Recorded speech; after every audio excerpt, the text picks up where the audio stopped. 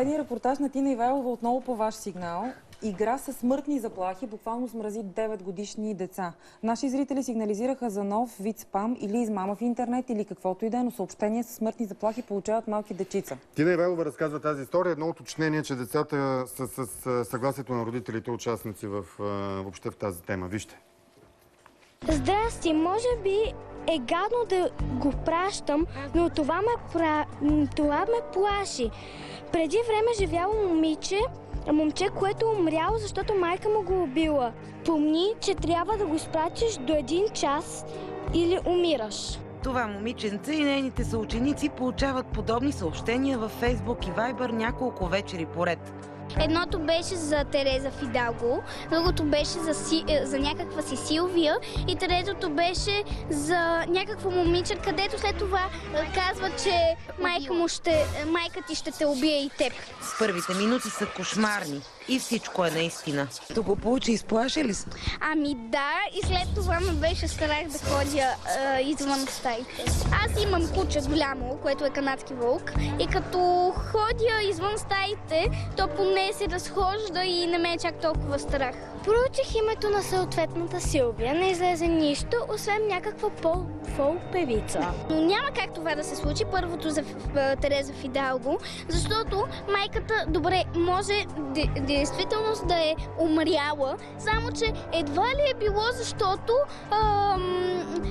онова момиче не е пратило това съобщение. Може просто майката да си е умряла от естествена смърт или от някакво заболяване, или да е бутнало превозно средство. Съобщенията се предават от дете на дете в цели класове. И всички се шашнаха. И затова почнаха да го изпращат на други. Така съобщението стигна до мен, до другите момичета и така.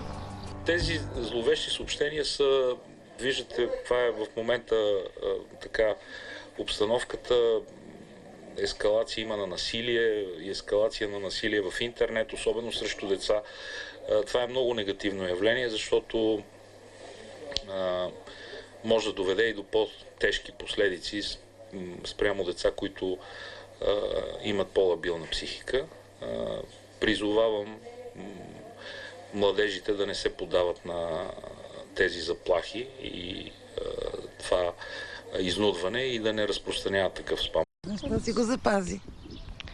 За да може да покажа на другите, че нищо не се е случило, получила съм го и вече всичко се е оправило, нищо няма. И че не гласи нищо това съобщение, освен заплаха, която те не трябва да приемат като истинска. Събужда се през нощта, ридаеща, че не е изпратила съобщението. Обясниха, че тези съобщения не са истина, че не трябва в никакъв случай да го препраща това съобщение на никое друго дете, за да и то като нея да не се буди през нощта и да се плаши. И аз, като получавам такива съобщения, все им казвам, че много ме дразни тези съобщения. Като получавам нещо и добре, първи път, като го прочитам, не ме е толкова страх, но като почвам да го прочитам втори, трети път и някак почвам да ме побива тръпки. Доста неприятно беше, докато разберем за какво пищи, защото тя буквално пищеше и ридаеше. Докато я успокоиме, силно минаха доста, докато обясниме, че всъщност това не е реално. Тези деца вече знаят, че предсказанията в злокобните съобщения няма да се сбъднат, но много други техни връстници дори не са споделили с родителите си и по-детски вярват и препращат SMS-ите, за да спасят семейството си. Оказва се, че това са спамове и вируси, които няма как да бъдат отстранени. Обикновен спам няма общо взето някаква конкретна цел, придобиване на имотна или материална облага. Разпространено е сред децата. Такъв тип спам, ако вие сте млада и не си спомняте, но преди десетки години се изпращаше на хартиен носител писмо, което пристига в пощата и в това писмо се призовава да се разпрати до поне 10 свои приятели да го разпратиш. Ако не, ще ти се случи някакво нещастие. Ще умре кучето ти или ще умре майка ти. А тези, които са го разпратили, пък съответно им се обещава някаква облага, да кажем, ще спечелят от държавната лотария, тотото или нещо от този сорт.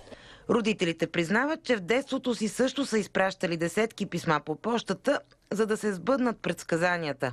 Само че според тях няма нищо забавно в тази нова, модерна игра със смъртта.